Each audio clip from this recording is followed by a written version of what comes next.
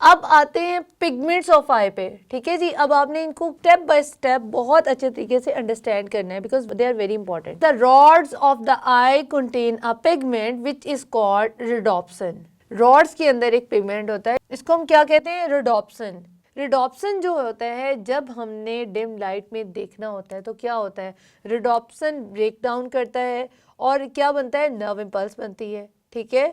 तो nerve impulse brain तक जाती है और हमें फिर नज़र आ जाता है।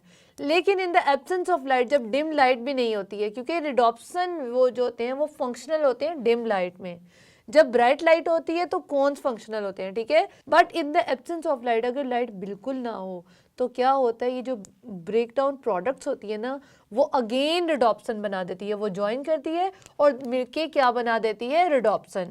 आपकी बॉडी में नेचुरली एक ऐसी विटामिन होता है जो रिडोप्सिन की सिंथेसिस के लिए रिस्पॉन्सिबल होता है, दैट इज विटामिन ए।